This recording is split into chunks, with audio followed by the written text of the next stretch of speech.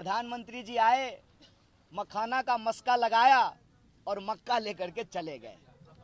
अभी कोई research centre मखाना का खुला नहीं। स्वतंत्रता की आकांक्षा रखने वाले जो स्वतंत्र वीर थे, उनके लिए एक मंच प्रोवाइड किया। सत्य जो होता है उसको किसी गवाही की जरूरत तो नहीं होती है। तो पलायन का जो दंश है उसको हर कोई महसूस करता है। उनके लिए एक मंच प्रोवाइड किया। युवाओं की और विद्यार्थियों की यात्रा है। इससे पहले तो आप सबका बहुत बहुत धन्यवाद कि आप लोग लगातार हर जिले में, पश्चिमी चंपारण में भी और पूर्वी चंपारण में भी, आप लोगों ने हमारी यात्रा को कवरेज दिया है। इसके लिए हम आप सबका बहुत शुक्रगुजार हैं, आपको धन्यवाद कहते हैं। दूसरा, जैसा कि आपको हमारे यूथ कांग्रेस के अध्यक्ष जी ने बताया कि हमारी जो यात्रा है, ये यात्रा असल में युवाओं की और विद्यार्थियों की यात्रा है। और इस यात्रा के फॉर्मेशन को जब आप देखेंगे तो सबसे आगे बिहार का जो प्रभावित युवा वर्ग है, जो किसी न किसी तरह से प्रभावित है सरकार की नीति और नीयत के चलते, वो सबसे आगे चलते हैं। फिर जो है हमारी प्रचार गाड़ी रहती है इस यात्रा की। उसके पीछे हमारा जो झंडा टुकड़ी है, हमारा जो सेवा दल के हमारे ज़मीनी कार्यकर्ता हैं, वो राष्ट्रीय ध्वज लेकर के चलते हैं। उसके पीछे प्रचार प्रसार के लिए दूसरी गाड़ी होती है।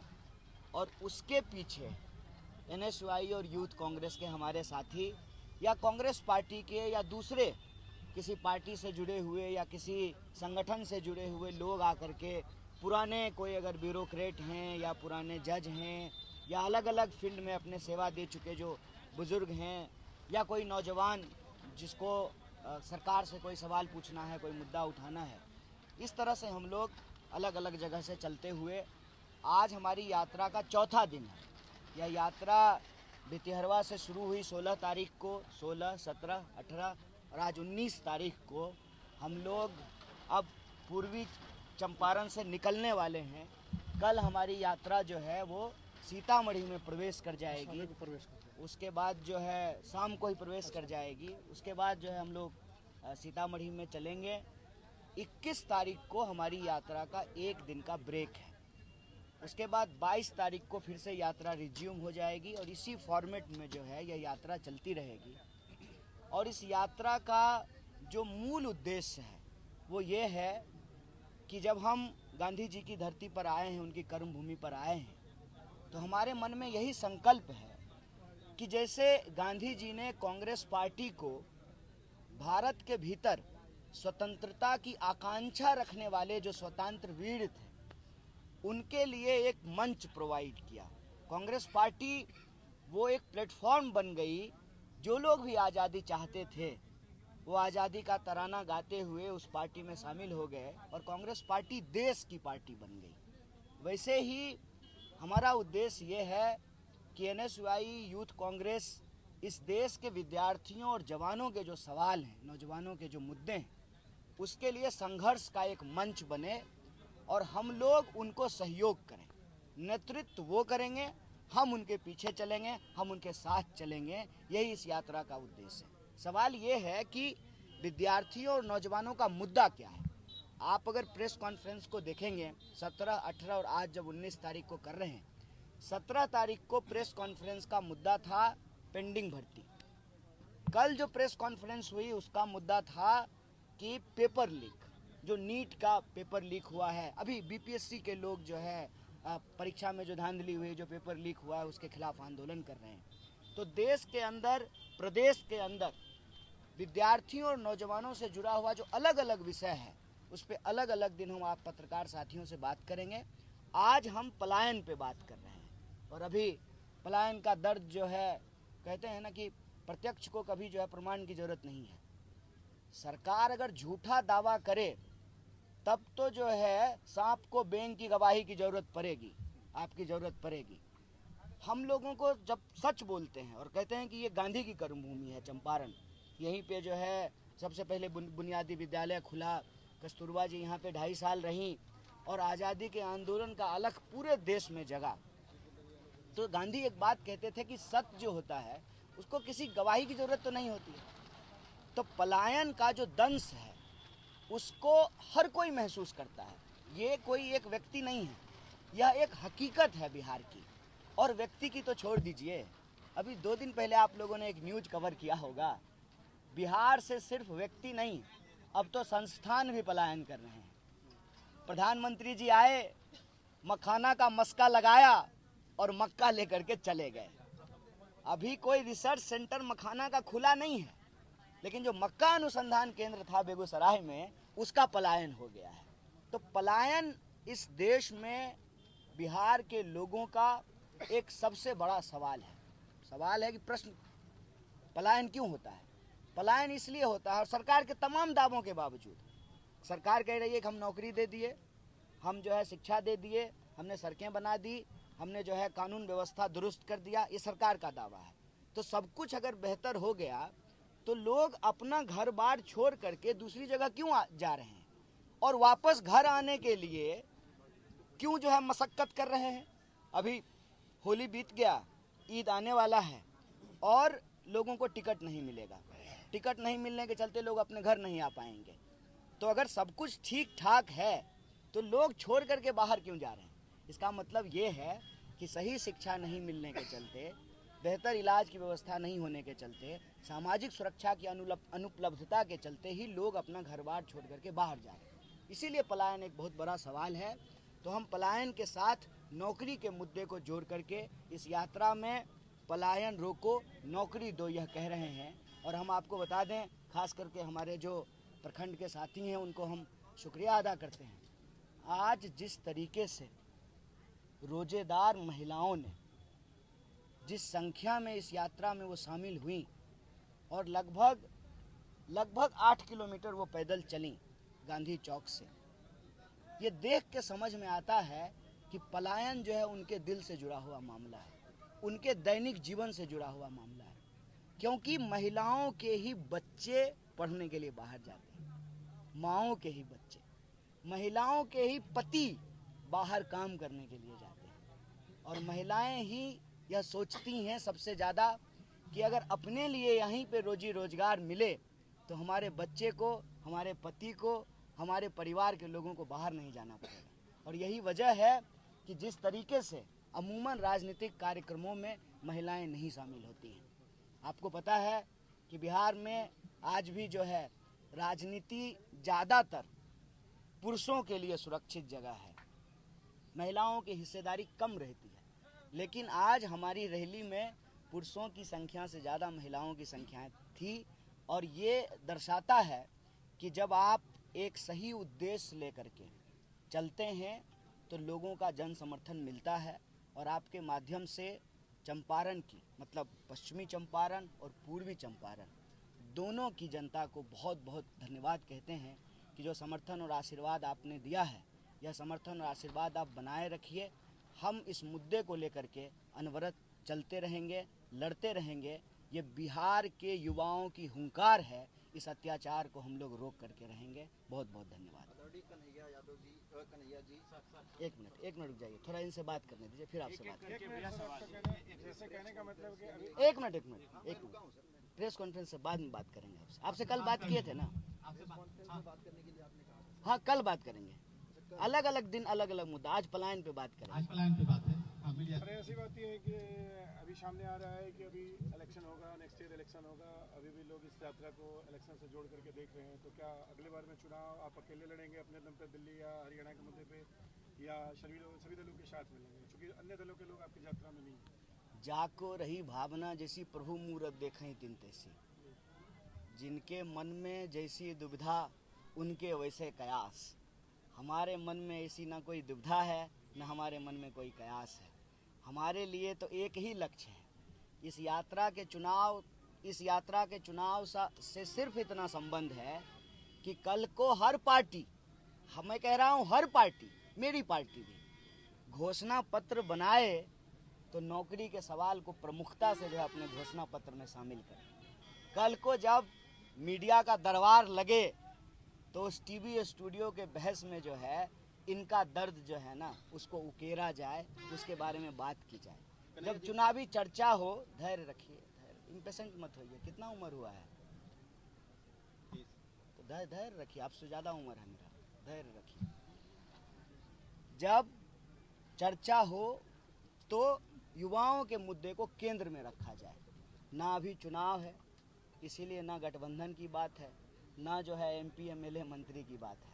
अभी ये यात्रा एकमात्र उद्देश्य लेकर के चल रही है, बिहार का भविष्य, बिहार के जो नौजवान हैं उनके साथ जो अत्याचार और अन्याय हो रहा है उसको हम उजागर करना चाहते हैं। अन्य दल जो आपके साथ चल रहे थे अभी तक जो चल रहे थे, वो इस यात्रा से किनारा सा क्यों कर रहे हैं? नहीं, ये यात्रा बिहार के पॉलिटिकल पार्टी की यात्रा ही नहीं है, ये यात्रा बिहार के नौजवानों की यात्रा है। ये कोई जो है अलायंस की यात्रा नहीं है, ये कोई चुनावी यात्रा नहीं है, ना जो है इसमें कोई चुनावी फॉर्मेशन हो रहा है। जब चुनाव आएगा तो तब चुनाव की बात होगी। कन्हैया जी, एक ही धारा पर आप और उमर खालिद जेल गए थे, सवाल लोग कर रहे हैं कि आप उनके बारे में नहीं बोलते, वजह क्या? आप बाहर आ गए, वो अंदर क्यों है? लोग सवाल कर रहे हैं। आप पहली बात तो ये जान लीजिए, आपको पता नहीं है कि वो किस धारा में जेल में है, आपको पता है? भड़काऊ भाषण हुई थी जेल में आप लोगों के। नहीं, तो धारा कौन सी है, कौन से केस में वो जेल में है, आपको नहीं मालूम? हाँ, तो वो दूसरा केस है। सवाल ये है कि आप जब यहाँ आए हैं तो मेरा आपसे निवेदन है कि अलग अलग समय पे अलग अलग विषय वस्तु होता है। आज का विषय वस्तु नौकरी और पलायन है, इसलिए नौकरी और पलायन की बात कर रहे हैं। जब राजनीतिक बंदियों की बात होगी, सरकार के जो दमनकारी कानून हैं जिसके तहत इस देश में बोलने वाले लोगों को जेल में बंद किया जाता है, जब उसका प्रेस कॉन्फ्रेंस होगा तो उसके बारे में बात करेंगे। अब आप बताइए कि हंसुआ के ब्याह हम खुरपी का गीत गाएंगे तो कौन सुनेगा? और ये जो लोग बैठे हुए हैं, जो सैकड़ों लोग चल रहे हैं, तो फिर वो कहेंगे कि आप तो हमारा मुद्दा ही नहीं उठाते हैं। और आप पत्रकार हैं तो मैं ये उम्मीद करता हूं कि आप कम से कम ठोस जानकारी के साथ प्रश्न करेंगे, है ना? अब हो गया, आप दूसरे आदमी। मैं ये जानना चाहता हूँ कि चुनाव से ठीक पहले ही यात्रा हो रही है, इसका चुनाव पे भी असर पड़ेगा, तो मैं ये जानना चाहता हूँ कि इस बार का जो इलेक्शन होगा उसमें क्या बेरोजगारी और पलायन जो है मुद्दा बनेगा? जात पात का जो मुद्दा रहता है ये मुद्दा बन पाएगा आम जनता के? देखिए, चुनाव जिस पैटर्न पे होता आया है, चुनाव उस पैटर्न पे होगा, ये हम उसकी भविष्यवाणी नहीं कर सकते हैं, लेकिन हमारी कोशिश जरूर है। कहते हैं ना कि हो गई है पीर पर्वत सी पिघलनी चाहिए, इस हिमालय से कोई गंगा निकलनी चाहिए। हमारी कोशिश जरूर है कि हम हवाई बात ना करें, हम ज़मीन पर चलें, लोगों से मिलें, उनके मुद्दे जो हैं वाकई जिससे वो परेशान हैं उसके बारे में पता चले। अब मैं आपको एक उदाहरण देता हूँ। अगर हम ढाका से पैदल नहीं आए होते चंदनवाड़ा तो हमको पता नहीं चलता कि भारतमाला नाम का कोई प्रोजेक्ट चल रहा है, और भारतमाला प्रोजेक्ट के तहत जो किसानों और ग्रामीणों का ज़मीन अधिग्रहित किया गया है, अधिग्रहण हुआ है उसका, उसमें जो है लोगों को मुआवजा नहीं मिल रहा है, औने पौने दाम दिए गए हैं। क्योंकि आपको मालूम है सर्किल रेट अलग होता है और मार्केट रेट अलग होता है। यह जो इलाका है ये बॉर्डर का इलाका है। यहाँ जो नरकटियागंज में ज़मीन का मार्केट रेट है, जो रक्सौल में ज़मीन का मार्केट रेट है, जो बरगिनिया में मार्केट रेट है, जो ढाका में मार्केट रेट है, वो दिल्ली के बसंत कुंज में नहीं है, बसंत विहार में नहीं है, मुंबई में वैसा रेट नहीं होगा। क्यों? क्योंकि यहाँ एक इंटरनेशनल ट्रेड का मामला है। तो यहाँ के जो किसान हैं वो उम्मीद करते थे कि हमको मुआवजा मार्केट रेट के हिसाब से मिलेगा। मार्केट रेट का हिसाब तो छोड़ दीजिए, एक जो है न्यायपूर्ण मुआवजा भी उनको नहीं मिला है। किसी को 3 लाख, किसी को 4 लाख। क्या पत्रकार जी, मैं शायद ठीक बोल रहा हूँ, आप ये भी उठाइए ना, आप कभी कभी पत्रकार जी। 4 लाख जो है मात्र मिला है उनको कट्ठा, और मार्केट रेट पता कीजिएगा 20 लाख 25 लाख रुपए कट्ठा है। अभी मट्टी भरा रहा है, धूरा उड़ रहा है, एकदम लगता है बागमती नदी का। इस परिस्थिति में जो लोग रह रहे हैं वो जब पैदल चलेंगे ज़मीन पे तभी पता चलेगा ना कि क्या हालत है लोगों की, तभी तो रास्ता मालूम होगा। कल को जब चुनाव आएगा, हम ये थोड़ी कि हम पॉलिटिकल पार्टी हैं, NGO तो है नहीं, हम चुनाव तो लड़ेंगे ही। हमारा गठबंधन, कोई आधिकारिक घोषणा तो हुई नहीं है, गठबंधन होगा, चुनाव लड़ेंगे, कैंडिडेट होगा, चुनाव प्रचार होगा, घोषणा पत्र बनेगा, लेकिन हम ज़मीन पर रहेंगे तब तो हमको पता चलेगा कि लोगों का मुद्दा क्या है।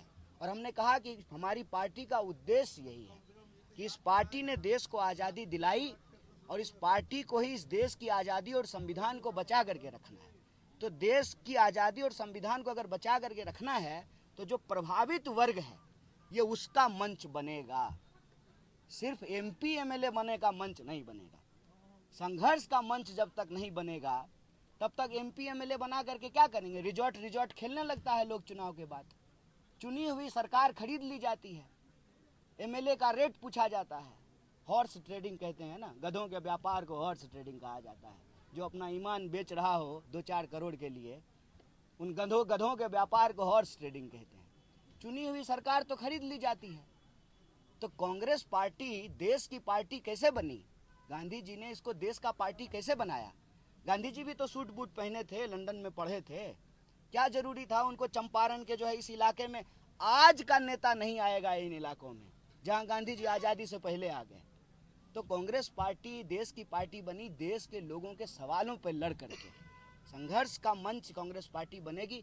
चुनाव भी होगा, हम चुनाव लड़ेंगे। हम लोकतंत्र में भरोसा करने वाले लोग हैं, बिल्कुल चुनाव लड़ेंगे। हमको नहीं लगता है कि कोई क्रांति बंदूक से आती है, चुनाव से आती है। हमको लगता है, इसीलिए तो जो है हम इसके सदस्य हैं। तो जब चुनाव होगा चुनाव लड़ेंगे, लेकिन अभी चुनाव नहीं हो रहा है, अभी संघर्ष हो रहा है। और जब हम संघर्ष में हैं तो जो हमारा मेन मुद्दा है पलायन का और नौकरी का, उसको उठा रहे हैं। साथ ही साथ जो लोकल इशूज़ हैं, जब हम चल रहे हैं तो लोग आकर के बता रहे हैं।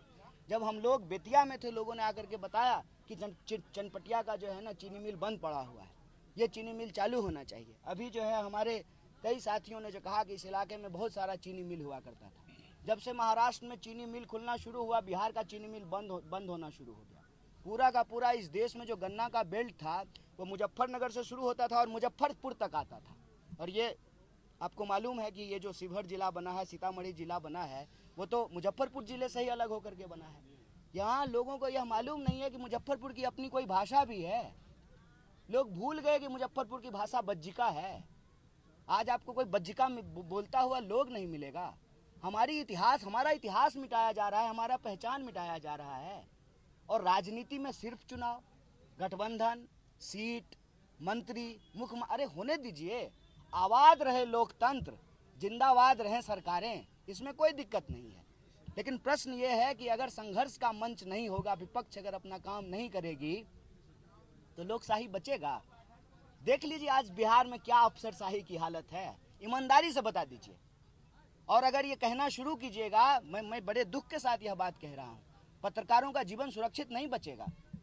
माफिया, गुंडा और जो करप्ट अफसरशाही है, उसका जो गठजोड़ है, उसमें जो है ईमानदारी की रिपोर्टिंग करना आसान काम नहीं है।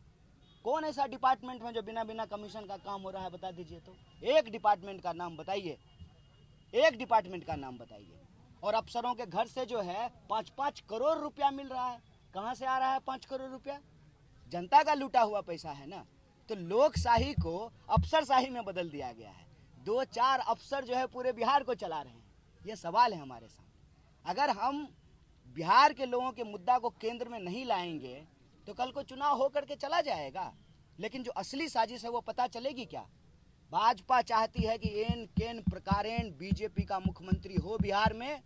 जैसे अन्य प्रदेशों के संसाधन को अदानी के हाथों में सौंपा जा रहा है, वही बिहार में करने की साजिश है।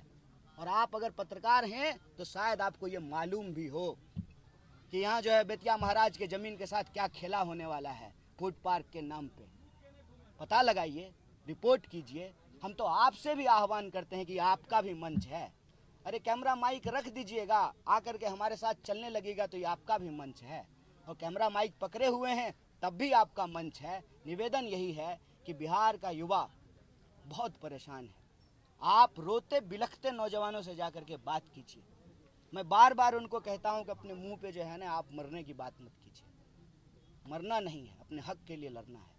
मरने की हालत ये है, ये नोट कर लीजिएगा आंकड़ा, 1 घंटे में 2 नौजवान आत्महत्या कर रहा है। घड़ी का काटा जब 1 घंटा बजाएगा, 2 जवान इस देश में आत्महत्या कर चुके होंगे। इस देश में 80 करोड़ लोग 5 किलो अनाज में जी रहे हैं और एक पूंजीपति अपने एक बेटा का ब्याह करने के लिए 5,000 करोड़ रुपया खर्च किया। पर्सनल चिड़ियाघर बनाया। आपका पर्सनल तौलिया नहीं होगा, आपका पर्सनल कंघी नहीं होगा घर में, उसके पास पर्सनल चिड़ियाघर है जिसमें प्रधानमंत्री जाकर के मदारी का खेला कर रहे थे कैमरा लेकर के। ये सवाल है, इस सवाल को लेकर के हम लोगों को चलना है।